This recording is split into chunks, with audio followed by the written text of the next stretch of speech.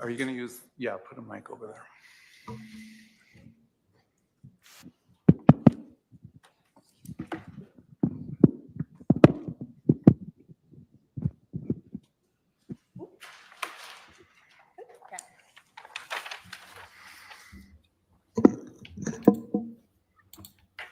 So I'm going to need you to stay close to me the next couple days. Mel, too. She can't go to Utah.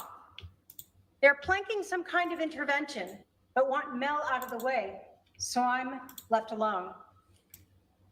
I need to come get the stuff at your house tomorrow and secure it.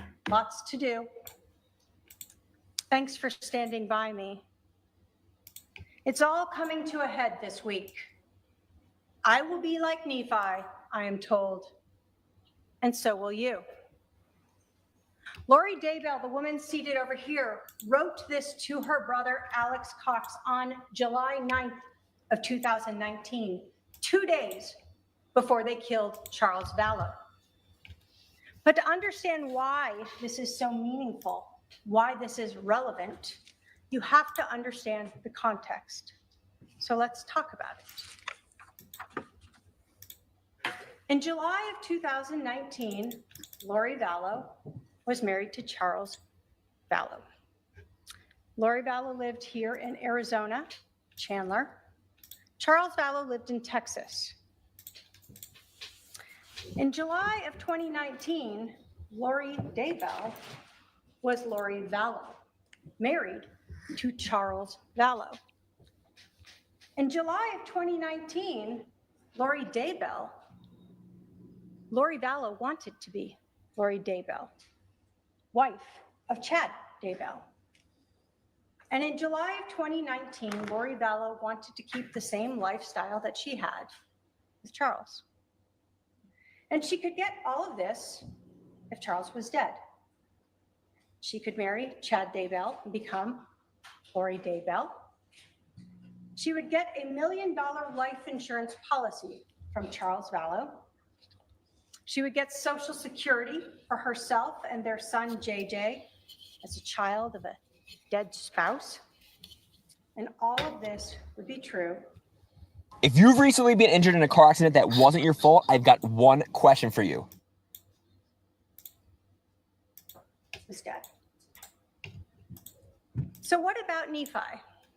Well, Lori Vallow, Chad Daybell, and Alex Cox all believed that those who disagreed with them were dark, possessed by evil spirits, sometimes called Z's or zombies. Sometimes they had names for these evil spirits like Ned.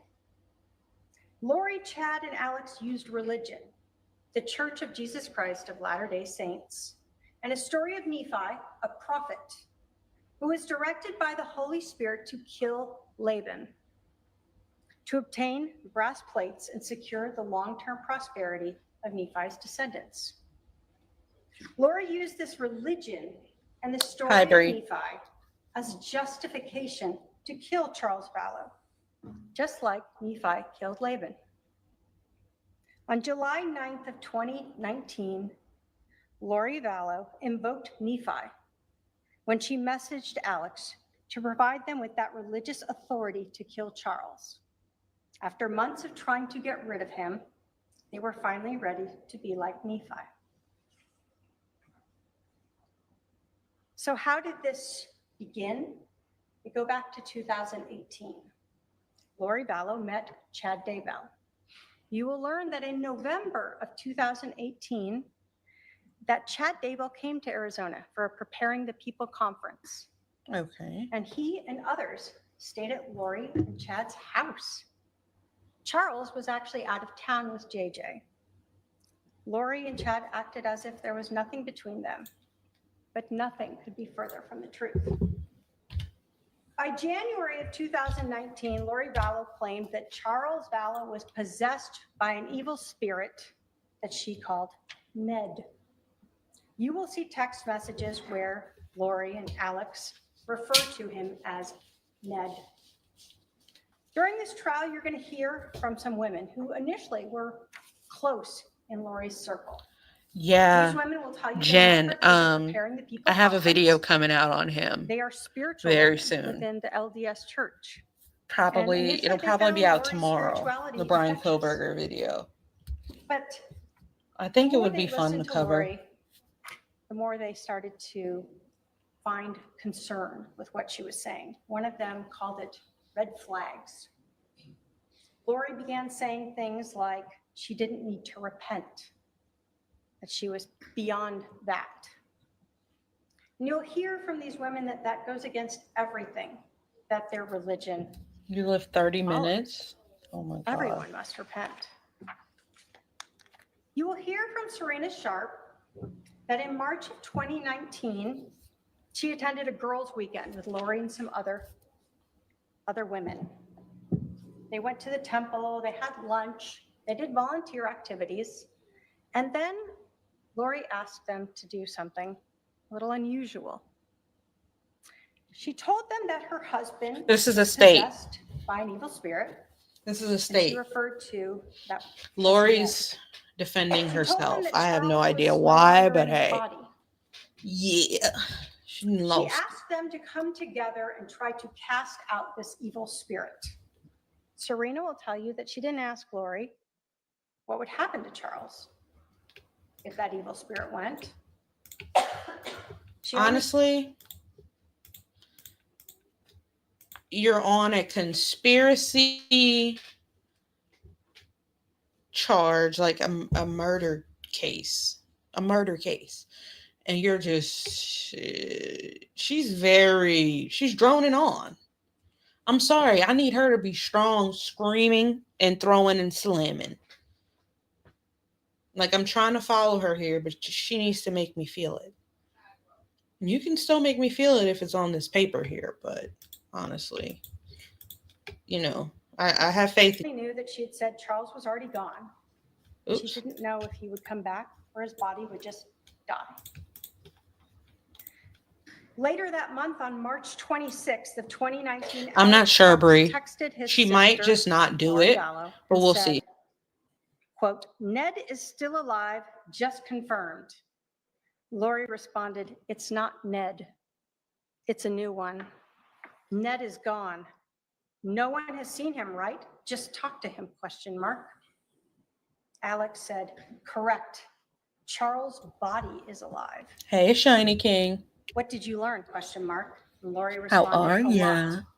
Still working on it. We'll call you later.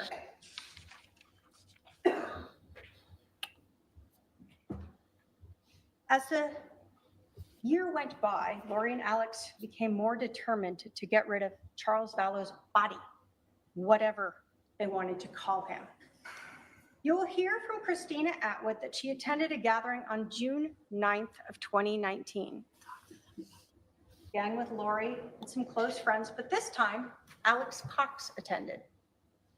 This was the first time she had met him. Christina will tell you that she heard Alex say, I'm doing pretty good, Ned Shiny wanted King. to kill Charles. Oop. In fact, she heard him say this a couple times. And she heard Lori say, in response, that she had been drugging Charles, crushing up JJ's pills and putting them in Charles's protein drinks. Oh my God. Christina will tell you she was so disturbed by this that she actually went and confronted Lori the next day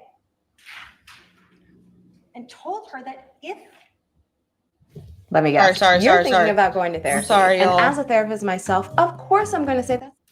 I'm sorry. I know that's out of the blue. she would have to go to the police. That's how disturbed she was. Now, Lori, of course, said it was all a joke. What else could she say? But 1 month later, Alex and Lori created that situation to be like Nephi and killed Charles. What about Charles? You're going to learn that Charles and Lori had been together for a long time. They had adopted one of Charles's family members' children, JJ. Right. JJ was everything to Charles. JJ was the reason Charles and Lori were still together. You'll learn that Charles knew about Lori's beliefs that he was called Nick or Ned or some name. You will learn that Charles told a lot of people about this.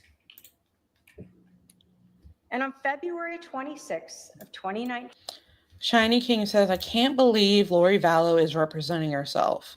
Me either, honestly. She does not know what she's talking about. I don't know. I don't know if she's been in the jail at the law library and now she thinks she can do this. No. She doesn't know. She's delusional and she thinks she can represent herself. She thinks of herself as a supreme being, so she still thinks she'll go free. So I have no idea Charles made a big decision. why she thought that was a good idea. He had a $1 million life insurance policy, and his wife, Lori Vallow, had been the beneficiary. He changed it. He changed it to his sister, Kay Woodcock. You will learn he did not have to notify Lori about it, and she had no idea. You'll learn that Charles desperately wanted to bring Lori back to the Church of Jesus Christ of Latter-day Saints. You will learn that he was close with Lori's brother, Adam, and he was reaching out to him during this time period. You will hear from Adam. Adam will tell you that he himself had heard the defendant say things that were outside the LDS religion, that she was translated. Charles was possessed. He knew she was no longer following the LDS faith. Then, June 28th, Charles found out that Lori and Chad were having an affair. You will hear that he reached out to Lori about it, Chad's wife, and out to Adam Cox about it. Now, you're going to hear about a lot of these things because the police executed numerous search warrants. You're going to hear that they executed search warrants on cell phone records, cell tower records, and iCloud accounts. You're going to learn that an iCloud account is basically a service through Apple where you can store everything. Photos, emails, documents, whatever you want. This can be intentional, or sometimes it can be unintentional. Your phone or your computer may be saving items there without you even realizing it. Yeah, automatically backing You'll up learn that stuff. For years, Lori Vallow had an iCloud account that was loriforstyle@icloud.com. But after Charles learned about Chad Daybell on that June 28th, she created a new iCloud account, Time@icloud account. Many of these text messages between Lori and others that you're going to hear about at trial were recovered from those two iCloud accounts. You're also going to learn about Charles's cell phone. The police eventually recovered it, and they were able to extract the data, look at. The video audio's low. I have it turned all the way up. Let me make sure. Let me double check here. Yeah, it's turned all the way up on my end. Let me see. Yeah, it's turned all the way up. I don't know. How do you guys think she's doing so far? I don't know. I don't know how I feel about the opening statement. Like, it's the first thing we hear. You need to come in punching. But like I guess some lawyers just don't use that approach. Some lawyers don't. You have to focus very intently on every word she's saying. Shiny King says, I'll admit I didn't follow this case as much as I did the Ruby, but I know that I hate Lori Vallow just as much as I hate Ruby and Jody due to the many parallels between them. Yeah. My thing is this, like, at what point did Lori Vallow switch? Like, she was a Mormon, you know, that's when she got married to Charles and all of that. Like, at what point did she switch? Was Chad Daybell the thing that made her switch? Like, some people would argue that Jody is the thing that made Ruby switch. Like, What was it that sent her over the edge with this? The messages and things that had been in there. And you're going to learn about those text messages with Adam Cox from July 9th through the 11th. You're going to hear from Adam that they were talking about an intervention, about maybe recording Lori, saying these things and taking those recordings to the stake president, or just confronting the stake president about it. They didn't have an exact plan, but on July 9th, Adam agreed to fly to Phoenix to help try to talk to his sister, talk to the stake president, get her back into this faith. Ultimately, Adam flew to Phoenix on the 10th, as did Charles. Adam will tell you that he actually, when he got his reservation on the 9th from Charles, reached out to his brother, Alex.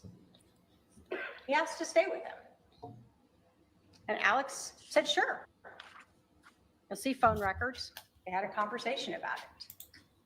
But when Adam flew into Phoenix on the 10th, remember, that's after that message by Lori that he needed to stay close to her. Adam tried texting his brother. Adam tried calling his brother. And Alex didn't respond. Adam didn't know that his brother Alex had been summoned to help his sister Lori be like Nephi. Here's what you can expect to pay for your tax prep. Wait, this is backwards. My last tax guy only ever told me the price after. That it was time to kill Charles. The text messages from Lori to Alex about that intervention that she knew about and being like Nephi show that by the evening of July 9th of 2019, Lori knew that Charles was trying to have an intervention. In that text message, remember, she said they are trying to have an intervention. She knew it was Charles and others. She also told her brother he had to stay close for the next couple days because she knew that she was going to be seeing Charles on the 11th when he came over to pick up their son, JJ, to take him to school. She told him, it's all coming to a head this week. I will be like Nephi, I am told, and so will you. A few minutes after Lori had texted Alex that message on July 9th that they were going to be like Nephi, Alex called his sister Lori, and they talked for over 56 minutes, planning how they were going to get rid of Charles. Alex would stay close with his gun, and he and Lori would be like Nephi. July 10th of 2019 is a day before Charles was killed. We know from text messages that by 7:18 p.m., Alex was already at Lori's house.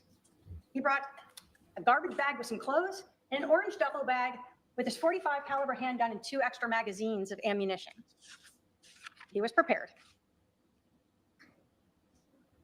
We also know that the evening of July 10th, Charles sent a message to Lori letting her know that he would be over at 7:30 a.m. the next day to pick up JJ, to take him to school. Lori and Alex knew exactly when this murder would happen and where it would happen. They just had to make sure that Charles stayed in the house.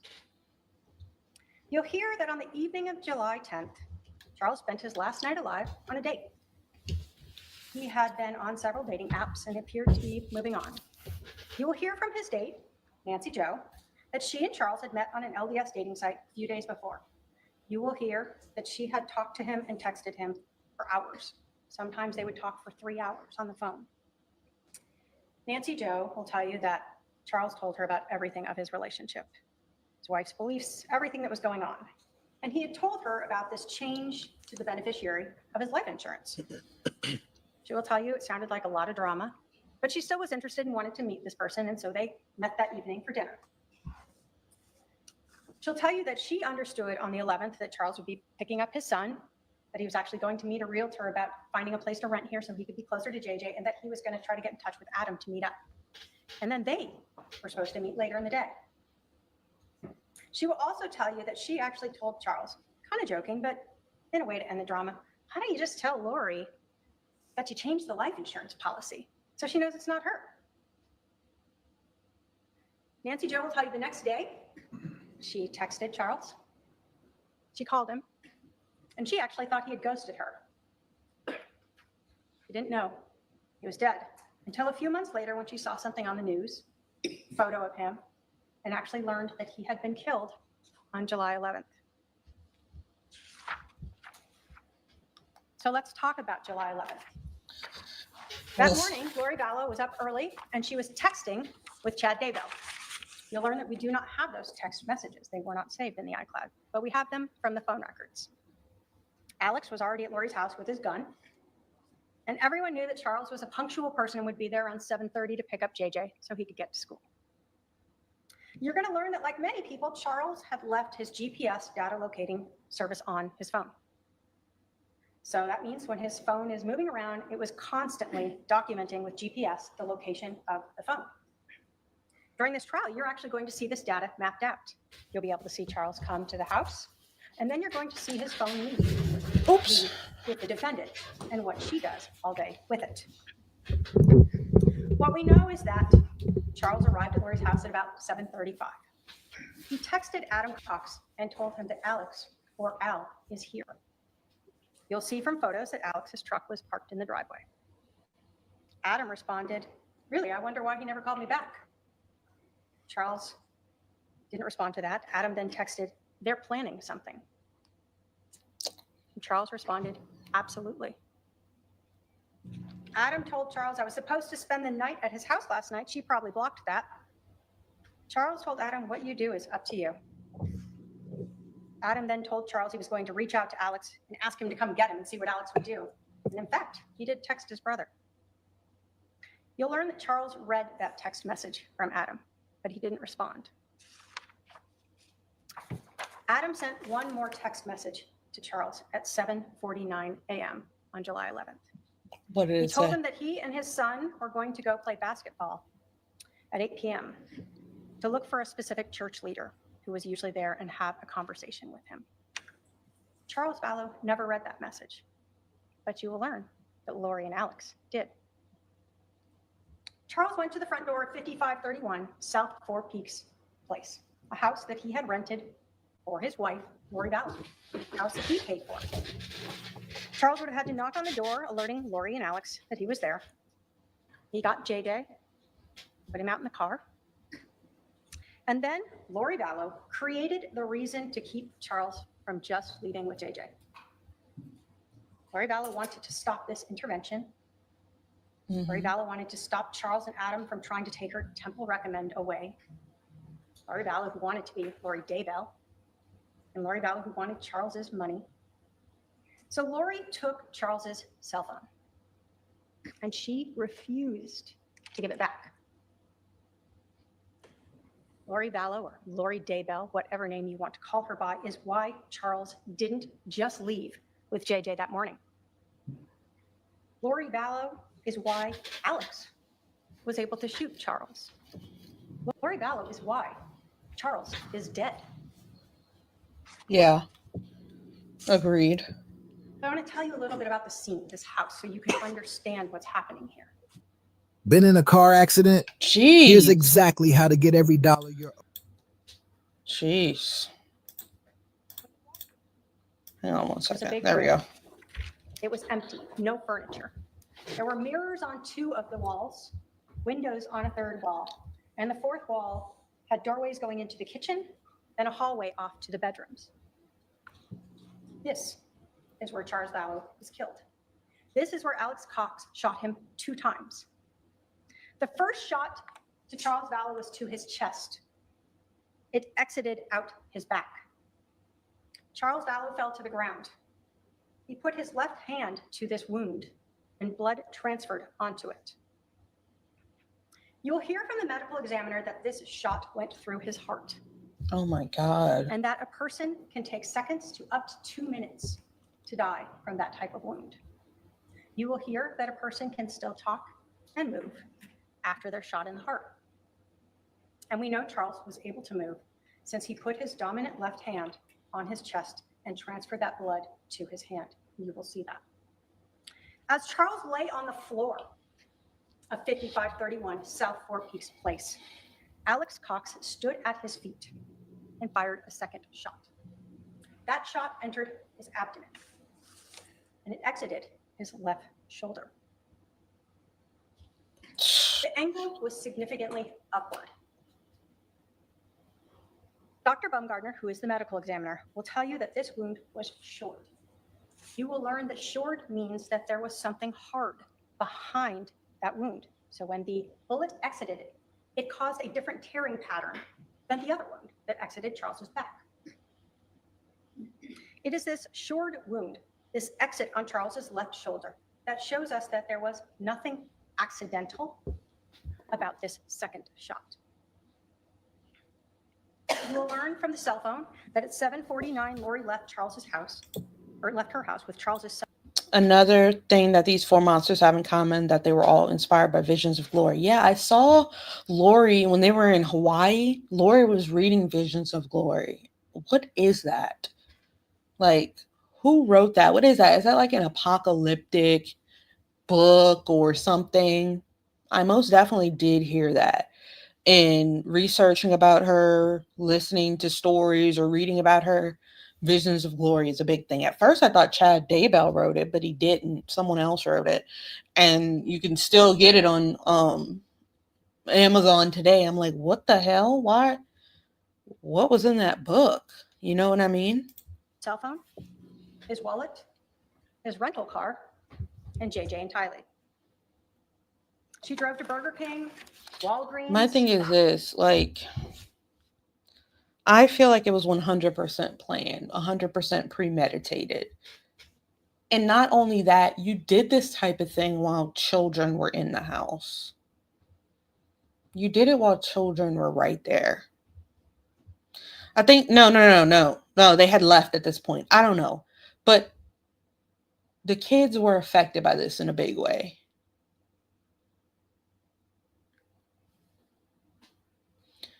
And Charles was only the beginning of their massacre. Charles was only the beginning. But if we go back, I guess, a few months before that, Charles tried to reach out for help. He tried to go to the police. He tried to tell them, she said she was going to unalive me. And they brushed it off. This happens a lot of the time.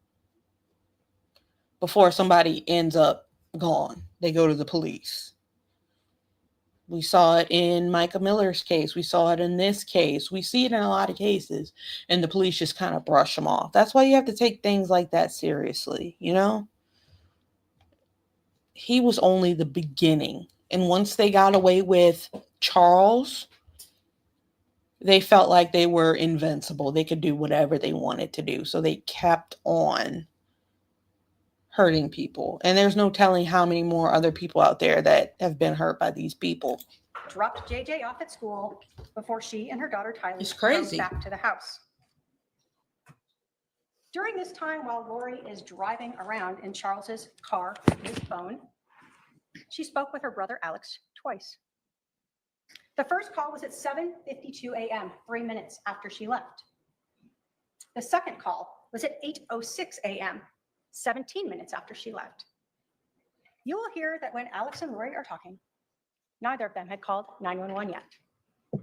In fact, you will hear that Alex didn't call 911 until 47 minutes after Lori left. Charles Vallow lay dead on the floor of that house for 47 minutes before he called 911. During this 47 minutes, Alex began staging the scene and making mistakes. You're going to learn that the police found a bat that was located on the right side of Charles to the north of his head. Like he had been holding it, and when he was shot and fell, it dropped, it rolled up against one of the walls that had mirrors on it. What you're going to learn that is Alex forgot that Charles was left-handed. In fact, you're going to learn that Charles was a semi-professional baseball player. He pitched and he batted left-handed. So that bat was on the wrong side. Next, you're going to hear about an injury to Alex himself. Lori had told police that Charles hit Alex in the head with this bat before Alex shot Charles. Classic self-defense. But in all cases, we must look at the physical evidence because it doesn't lie. And the physical evidence doesn't have a bias or a memory loss. Hey everyone, big heads up. Paleo Valley's running a sale on all their meat sticks right now. Sorry. Apologies. My apologies. Skipping. Here we go. Sometimes it's the lack of physical evidence that doesn't lie. So again, we know that this room where Charles was shot had no furniture, mirrors, 2 walls. You learn that although Lori claimed that Charles hit Alex with that bat and then Alex shot him in self-defense, that Alex's gun had no blood transferred on it. Alex was allegedly struck in the head with a bat by a semi-professional baseball player. Doesn't go unconscious, and he never touches that injury. Nope. Pulls out a gun, is able to shoot this man twice, and then he takes the gun down a hallway, puts it into a room. Never apparently touching his head or this wound. And again, Lori says that Alex was hit with the bat in this room by Charles. But again, what we don't see is any blood on the floor. Charles strikes Alex in the head with a bat. So was there any blood on the bat? Was there any blood on the bat? Like she's saying there's no blood anywhere. And there was a wound on his head or something like that. But how easy is it to make a wound on your own head? Shiny King says same thing when it comes to Ruby Frankie's neighbor. Even Sherry tried to get the authorities involved and nothing was done. It was too late to prevent anything. Yes, they called the police too. And these people just don't, I don't know. It seems as if for the police to like jump into action, the tragedy has to already have taken place. For precautionary things, they don't seem to be too keen to people alarming them to a potential danger. You know what I mean? They're grappling on the ground. There's not a single drop of blood on the ground in that room. No There's blood. pooling of blood around Charles as he lay there on the ground.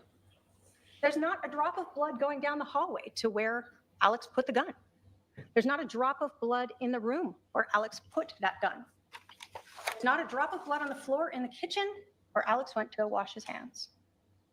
There are no towels, sheets, clothing, napkins with blood on it, where Alex was holding his head and trying to stop this bleeding from this injury. That's correct. You will see on body-worn camera, Alex Cox, who's on with 911, come out of the house. He will have a phone in one hand and his other hand up, and you will notice that he actually has a pair of sunglasses resting on the top of his head. You will see at some point, Alex sits down, and they ask him to move to another location. They talk to him for a while, and then you'll see him eventually touch his head a few times, and then he obtains a napkin or towel, something, and you'll see him at times rubbing his head, patting it. That is the only bloody item you will see. Those sunglasses on Alex's head. He is struck in the head by a baseball player while grappling on the ground. He then pulls out a gun and shoots his brother, puts away this gun, deals with his injury, and yet those sunglasses are still right there on the top of his head. No blood on the floors, no blood on the gun, no damage to the mirrors, bat on the wrong side. The lack of physical evidence to help support this self-defense claim. Yeah, not Next, self-defense. Trajectory. The medical examiner will talk to you about the trajectory through Charles's body. The detectives are going to talk to you about the trajectory through the room. Dr. Baumgartner will tell you that the trajectory of that first shot to Charles, the one that went through his chest, through his heart, and out his back, was front to back and slightly downward. It will be less than an inch downward.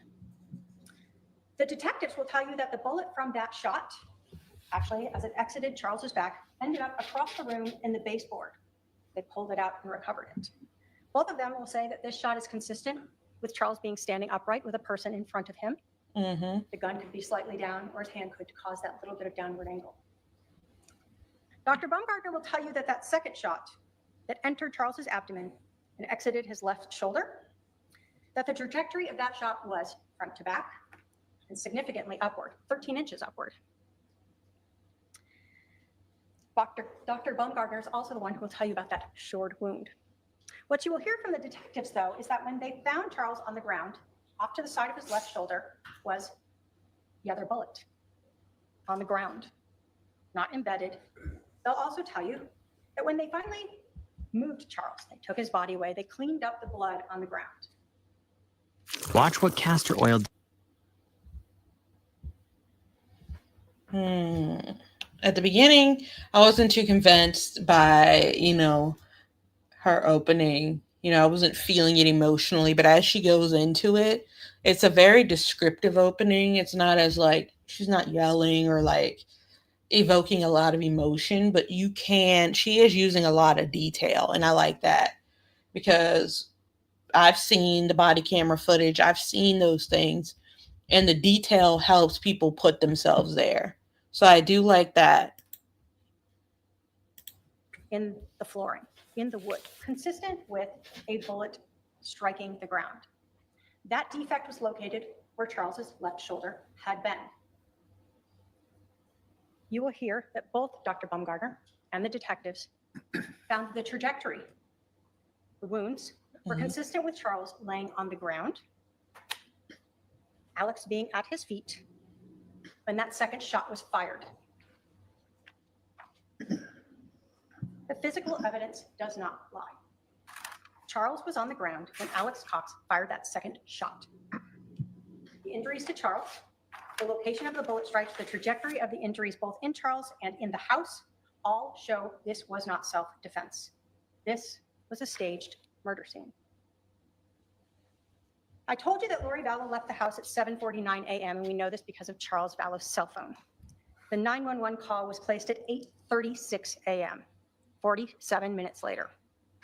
The police arrived at 5531 South Four Peaks Place at about 8:41 a.m. Lori Vallow and her daughter Tylee returned to the house at 8:48 a.m. When the police first contacted Lori Vallow, they thought she had no idea that her husband... My thing is this. This is my thing, guys. And if I were the prosecutor up there, I would have to say this. If Lori Daybell could unalive her children without a second thought, what makes you think she would have an issue with doing it to her ex-husband who she no longer wanted to be with? Use your common sense. If she could do this to innocent children, what makes you think Charles is somehow immune to this? What could she say? And I guess the string of unalivings that came to follow only show us that this was the catalyst that kicked off their rampage. You have to find her guilty. You don't even really need to hear much more. She did it to her own children. Husband was dead, that he'd been shot and killed. Initially, you will see body cam footage of an officer going up and just getting her information. Lori doesn't ask, why are all these police here? Why is there a fire truck here? Why is my brother sitting on the ground over there? Is he okay? Instead, she comments about her neighbors. You'll learn that the police then pulled her aside to do what they call a death notification, to let her know that her husband was dead. Only to their surprise, she told them she knew she was there. So at this point, the police knew they needed to take her to the police station and question her. She didn't care. You'll learn that Lori Vallow was interviewed by the police. She was treated very kindly. The police asked her what happened. Lori Vallow told the police that she took Charles's cell phone. She admitted that she was the reason that Charles didn't just leave and take JJ to school. She told police in no uncertain terms that Charles was demanding his phone back, and she refused to give it back. She told the police that even as Charles screamed at her for his phone, she walked away from him, wouldn't give it to him. No matter what happened or what Charles said or did, she would not give his phone back to him. Lori told police that her daughter Tylee came out of the room during the screaming with a bat. That Charles took it away from Tylee, and Tylee fell on the ground. And she told Tylee to go out to the car with JJ. She still didn't return the phone. She told police that Alex came out that he and Charles got into this scuffle with the bat, that Charles hit him in the head with the bat. She still didn't give Charles back the phone. What she did instead was take his phone and go around that wall into the kitchen. Left the situation. Time to let brother Alex be Nephi. While she's in the kitchen, she said she heard the gunshot, came out, saw Charles on the ground, and her brother standing at Charles's feet. Then she told the police she left. Because that's totally You'll normal. learn that the police actually had no idea that That's totally still had- normal. Your ex-husband just gets piled in your living room and you just leave and bring your son to school.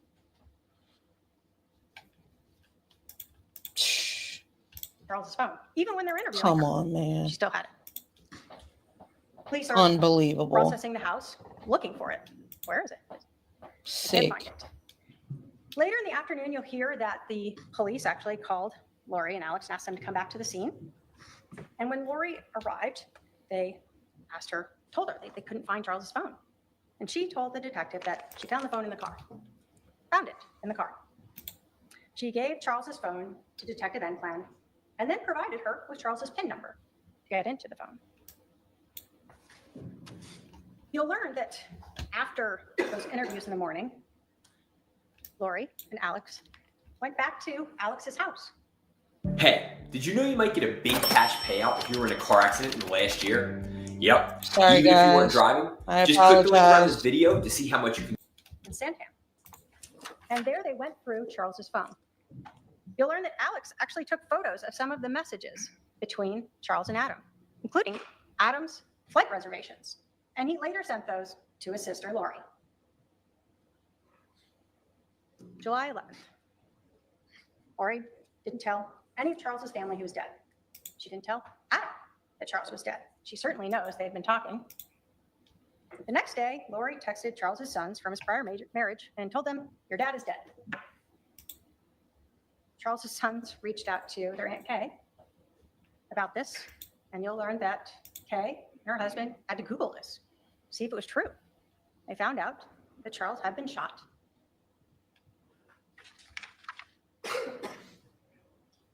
So what about the money?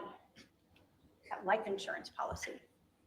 Charles Vallow had $1 million life insurance policy. When he got it, his wife, Lori Vallow, was the beneficiary. We know that Charles died on a Thursday, July 11th. That next Monday, July 15th, Lori Vallow called Banner Life Insurance. The call was recorded and you will hear it. She told the agent that Charles had been accidentally shot. It was an accident. And that she was the beneficiary. Both of those statements are not correct. There was nothing accidental about that shooting, and she was not the beneficiary. 3 days later, on July 18th, Lori Vallow learned that she was not the beneficiary. Banner Life Insurance could not and would not tell her who Charles had changed it to. But Lori was angry about it. And you're going to learn that on July 18th of 2019, there's another very important text message in this case. The first one on July 9th between Lori and Alex when they discussed being like Nephi. And on July 18th, 7 days after Lori and Alex killed Charles and Lori learned she is not getting $1 million life insurance policy, she sends a message to Chad Daybell. Quote, "So I talked to the insurance company. He changed it in March. So it was probably Ned before we got rid of him. You can't tell me who, of course, but it's done." That's all you need to hear. She's texting Chad Daybell basically saying, I can't get the money from his insurance policy because he changed it before we got rid of him. Open and close. I don't know what's the trial for, baby? What's the trial for? She says it in the text messages. And again, you have to go back to that point. If she can do this to her kids, she's liable to do it to anybody. Anybody. She's almost done here, guys. A month from SS. In this text message, Lori tells Chad that it was probably Ned, that evil spirit inhabiting Charles's body, that changed the life insurance policy before they got rid of him, before they killed him. After Lori found out that she was not the beneficiary, she was so angry that she actually went through Charles's laptop, found the beneficiary change form, sent photos of that to Chad. And she also confronted Kay about it. The $1 million she had expected to get was gone. But as Lori told Chad on the 18th, she was still going to get money from the death of Charles. Lori knew already that a month before going to see Social Security, how much money she would get for JJ and for herself as a caregiver as a result of Charles being killed. $4,000 a month. Ladies and gentlemen, the evidence in this case is going to show you that Lori Vallow, Daybell, conspired with her brother Alex Cox to kill her husband, Charles Vallow. When Charles let Lori know he was coming into town, she quickly got the pieces into place. Alex came to her house with a gun. Lori created the way to keep Charles inside the house so that Alex and she could be like Nephi, to kill Charles Vallow to better at least her life, so she could be with Chad and she could live off that life insurance policy. As we go through this trial, you will see photos of Charles's injury, photos of the crime scene, and hear testimony that will prove that this was not self-defense. As we go through this trial, you'll be provided with phone calls, emails, text messages, and hear testimony that lays out the motive for this murder, money, and Chad Daybell.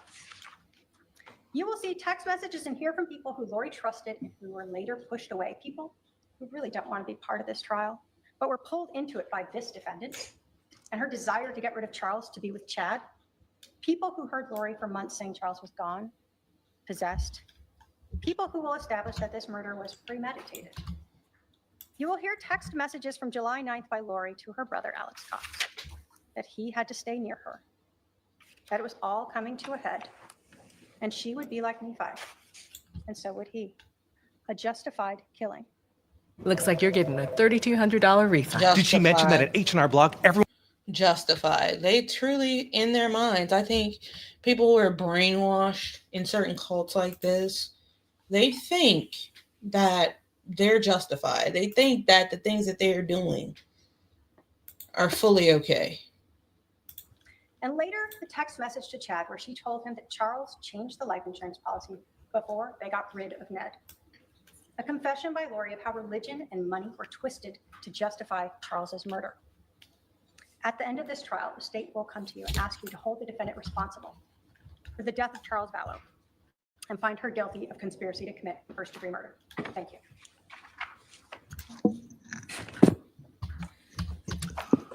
All right. Will the defendant be giving an opening statement? Okay. Because of the lunch hour, your opening statement will start after lunch.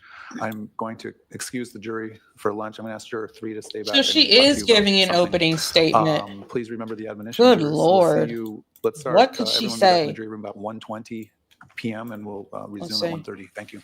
All rise for the jury. Let's see what she has to say for her opening statement, guys. Hang on. To kill Charles Vallow, just like Nephi killed Laban. We're going to see. And you know, Jesse, this is kind of... Hang on. My answer. She should be coming up soon here. Hopefully she doesn't stay up here too long because I don't want to hear her, to be honest. Please be seated.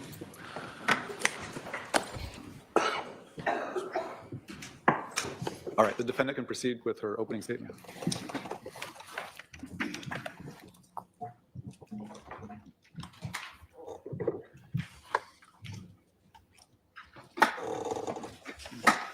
Ladies and gentlemen of the jury, I have been charged with a crime, a serious crime. And the only question here is, did I commit this crime? Conspiracy. Conspiracy is an agreement between 2 or more people to commit a crime. Okay. There has to be an agreement. There has to be a plan. The evidence in this case will show that Charles Vallow and I got married in February 2006. It will show that it was my 4th marriage and Charles' 3rd marriage. At that time, we each had 2 children. I had Colby, who was 9, and Tylee, who was 3. Charles had Cole, who was also 9, and Zach, who was 7. The evidence will show that our family moved from Austin, Texas to Chandler, Arizona in 2009.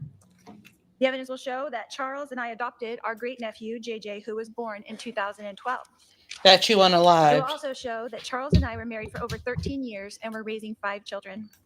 The evidence will show that I was a licensed cosmetologist and worked as a hairstylist for 20 years while we lived in Austin, Texas.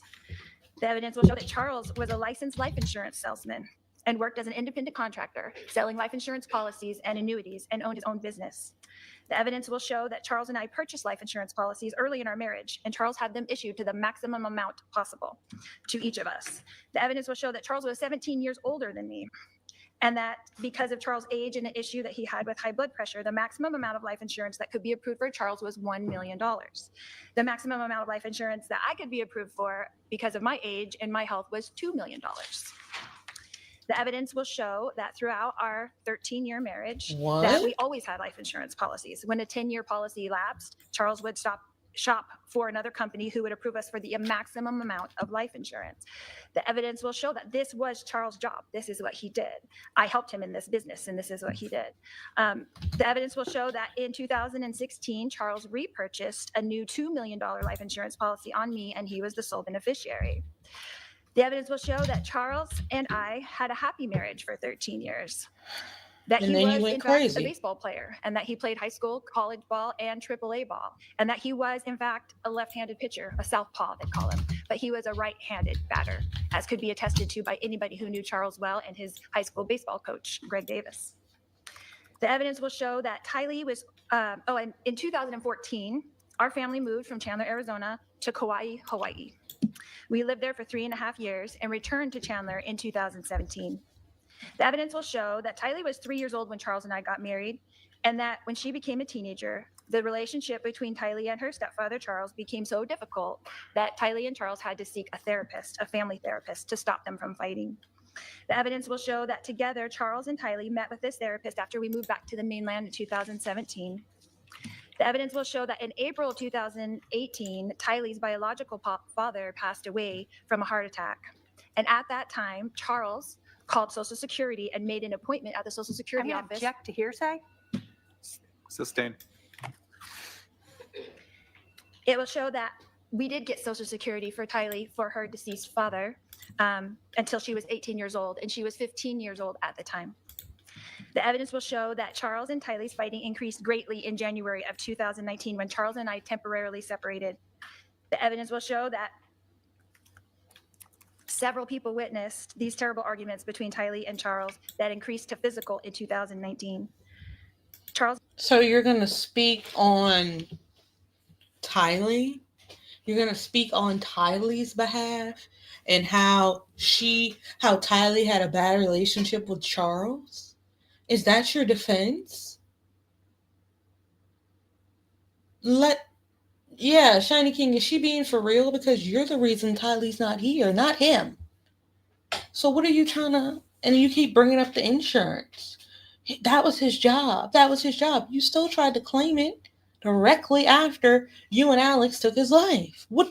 You're skipping around the points. This lady is nutty. Let's hear it. Charles and Tylee had major increasing arguments, two in February of 2019, one of March in 2019. You don't have any proof. Video, one in May of 2019, one in June of 2019, and then the worst of all in July 2019. The evidence will show that in March of 2019, Charles pulled JJ out of his special school and moved him to Houston, Texas, while we were temporarily separated. Tylee and I then joined Charles and JJ in Texas in April 2019 to reconcile. The evidence will show that JJ was diagnosed with severe autism when he was 3 years old while we lived in Hawaii. The evidence will show that for 2 years, JJ was attending a school in Gilbert, Arizona, a special school for children with autism. It's called Lauren's Life Academy. The evidence will show that in June of 2019, in JJ's best interest, Tylee, JJ, and I moved back to Chandler, Arizona to re-enroll JJ back in Lauren's Life Academy since he had a difficult time with the Houston, Texas schools with no services for his autism. The evidence will show that Charles and I agreed it was in JJ's best interest to be in school where more services were available to him, so Charles and I rented a house here in Chandler. On the day in question, July 11th, 2019, Charles and I were renting two houses, one in Houston, Texas, where he mainly resided, and one in Chandler, Arizona, where I resided with our two minor children, Tylee and JJ. The children that you unalived. Why is she using her children and trying to say that there was a static between Tylee and Charles and they were having all these bad fights and she was the great mother that stepped in and protected her daughter when you are the reason that all this happened in the first place. It's BS. Complete BS. By this time, our 3 older boys, Colby, Cole, and Zach, were adults and not living at home any longer. The evidence will show that during the months of June and July, that my husband, Charles Vallow, began to send me threatening text messages. These messages were seen by my sister Summer, and that worried her. The evidence will show that Charles insisted on flying into Phoenix on July 10th, as we've heard from the state. The evidence will show that I advised Charles that he could not stay with us at the Chandler house because he could not get along with Tylee, and I did not want them to get into another fight like they had 3 weeks prior.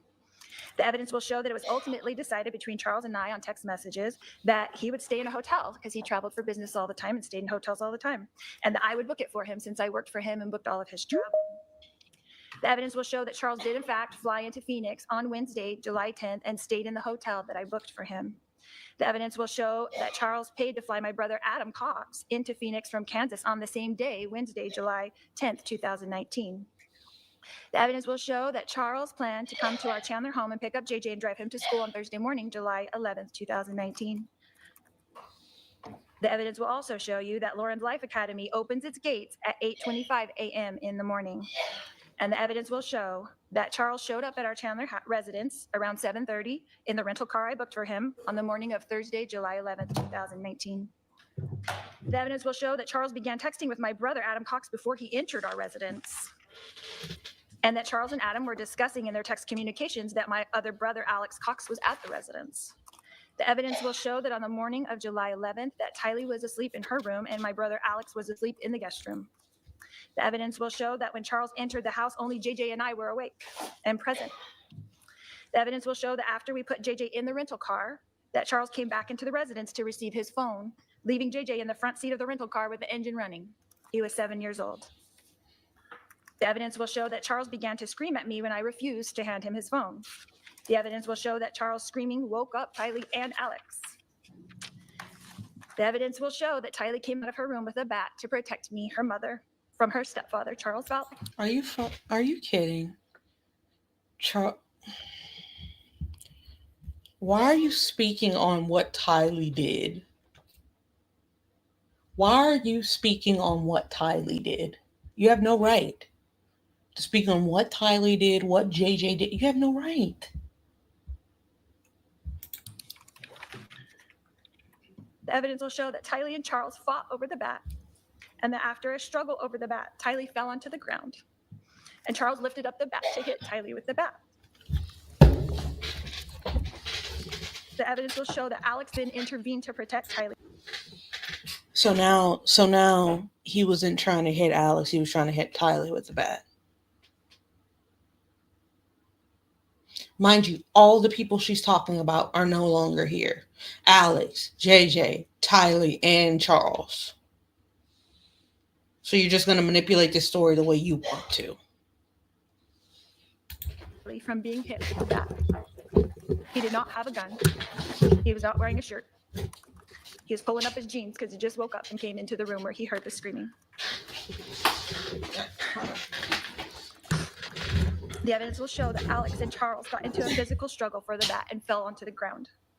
Close it. The evidence will show that Tylee, who was on the ground, was lifted up by me and sent outside to get away from the struggle and to protect JJ, who was still in the running car, in the rental car, in the driveway. The evidence will show that after the struggle on the ground between Charles and Alex, that Charles prevailed with the bat and began to come towards me with the bat as I ran away from him into the kitchen. The evidence will show that at some point while I was running away from Charles, who was chasing me with the bat, that Alex apparently retrieved his gun. The evidence will show that I ran outside to the children and that Alex shot Charles in self-defense. The evidence will show that Tylee and I had both run outside without shoes. The evidence will show that JJ was still in the front seat of the rental car with the engine running and struggling to get out of the car. Tylee was trying to keep him in.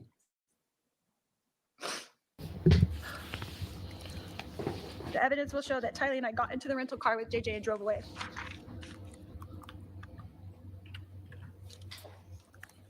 The evidence will show you that I drove the children away from the residence towards JJ's school. Can I grab a tissue? Yes. Is she really crying? Ain't no way she's crying on the stand, representing herself. Girl, I've seen enough. The evidence will show that I drove the children through the Burger King drive-thru that Charles had She's promised horrible. JJ. The evidence will show that we continued to drive towards JJ's school and that the gate was not yet open at JJ's school. So we drove a block west of the school to a Walgreens where I ran in to purchase flip-flops for Tylee and myself so that we could walk JJ into school on the hot pavement. What does the hot pavement have to do with anything? You're just The doing evidence too will show that much. Tylee and I returned directly to our residence where we met with police in our driveway. The evidence will show that we were spoken to by the Chandler police officers. You weren't crying when it The evidence will show happened? that Tylee and I were told by the Chandler police detectives that Charles had passed away. Hmm. The evidence will show that we were put into a police van and driven to the Chandler Police Department. The evidence will show that Alex was taken by police in a police car to the Chandler Police Department, and that we were all three separated into interrogation rooms and we were each interviewed.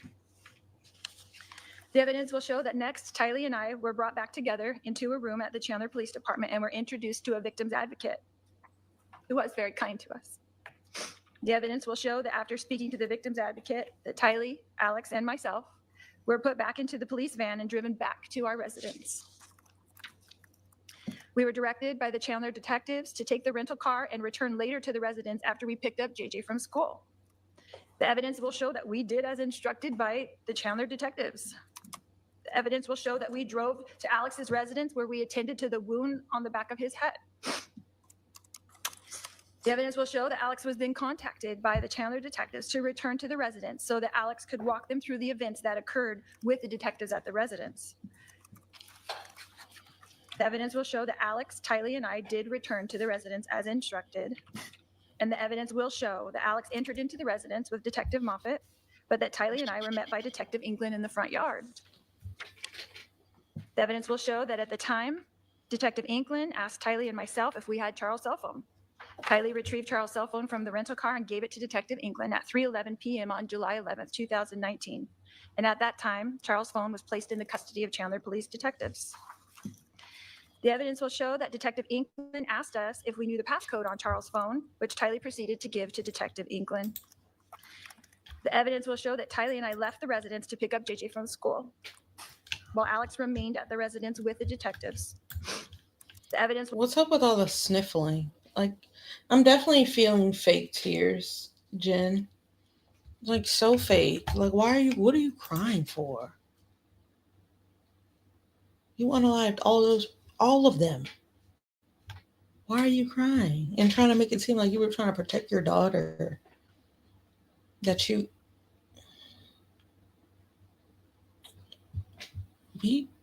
We can put two and two together. Just because you come up here and cry, it doesn't make us feel bad. You should have had a lawyer, because you're just... All you're doing is saying the evidence will show and then saying something. The evidence will show and then saying something. The evidence will show and that's not an opening statement. I guess if you want it to be yours, but the evidence will show this. The evidence will show that. You've been convicted for unaliving your children. The evidence shows that too. So anything you say in regards to them or how they felt about Charles is null and void. Anything you say about how Tylee felt about someone is null and void because you were her number one enemy. That's hearsay. You can't say how Tylee or JJ felt. You know why? Because they're not here to tell us how they felt. You know why? Because of you. So what are you talking about? What could you possibly be talking about? You should have got a lawyer because you're done. You're done. You're done. Will show that by the time Tylee, JJ, and I returned to the residence, that all police, EMS, CSI, and detectives were gone from the residence and only Alex remained. The evidence will show that the next day, I contacted Chandler police to inform them that Charles' belongings were still at the hotel. I asked the detective if I should go get them, and I was told that they would take care of it. The evidence will show that I asked the detectives, what should we do next? And they directed us that they would contact us in about 3 weeks after their supervisor passed off their reports, and Alex could go to the police station and retrieve his gun. The evidence will show that the last thing I heard from Chandler Police Department until June of 2021, 2 years later, when I received a grand jury indictment from them for this alleged crime. The evidence will show that Chandler Police treated this incident as self-defense. I'm going to object to that.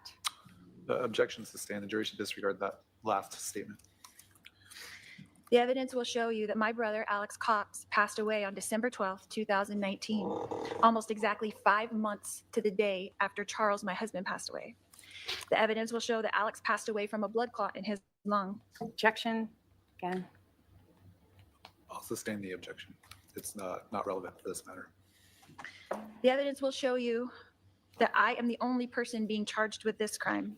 I'm going to object to the relevance of that. Sustain. As the state has mentioned, they're alleging that insurance money was my motive. Social Security was my motive. Spouses having insurance policies is not a crime. Collecting Social Security is not a crime. Self-defense is not a crime. A family tragedy is not a crime. You didn't treat it like a tragedy. Thank you. Get your ass off there. All right, Girl, the you're state can crazy as also- hell. Thank you. If I may go. Okay, that was the opening statement. The prosecution wasn't as strong as I was expecting, but some lawyers are just more monotone with it. I mean, you can't be screaming and hollering your entire legal career. You won't have much of a voice left. But for cases like this, you really need to make, I mean, there's a lot of factors that go into it, but I feel like you really need to make the jury feel you. You know, I think she did good, like how she was describing parts of the case towards the end. I did like that, like the good descriptive. I kind of felt like I was there, her telling where the shots went through, things like that. But I wanted a little bit more passion out of that opening statement. On the prosecution side, as far as for Lori, I have no idea what Lori's doing. Lori's going up there telling us what the evidence is going to show us and crying. Like, why are you wasting these people's time? They had to take off from work to do this. You could have just said, I don't have an opening statement. You got up there and played around for 5 or 6 minutes. I don't get it. And you're crying. Like, we don't want to see you cry. Honestly, no, don't care. You're supposed to be defending yourself. Why are you crying? You know, that is a tactic to use her tears in front of the jury to get some type of, oh, woe is me in front of the jury. By representing yourself, I can cry. I can make them feel bad for me. I can tell them. No. I know what she's trying to do, but it's not going to work. It's not going to work. That's not going to work. I don't know if they can mention her other case or not, but they need to. They need to. She's bringing up Tylee and JJ as if they are part of her self-defense claim. But you are the reason those children are no longer on this earth. How can you do that? I don't get it. I don't know.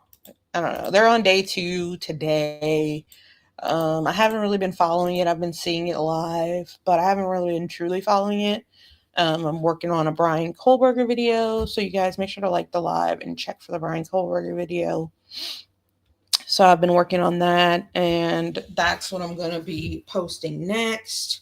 I just wanted to come on here. I was actually going to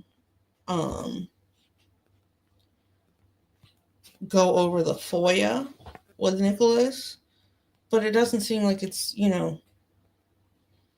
people are interested in it. So honestly, I'm not going to continuously do it.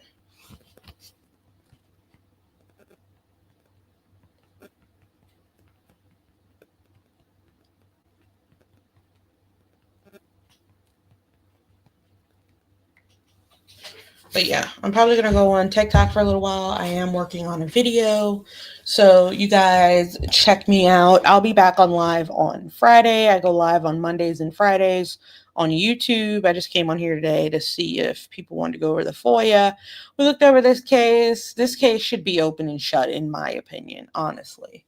I've done a video on Lori Vallow Daybell. If you haven't seen that, go check that one out. Like it, give me a comment. I hope you guys have a great rest of your night. It was fun chatting with you guys, Jen, Shiny King, Bree. I really, really appreciate you guys for coming through. And I will see you guys later. Bye.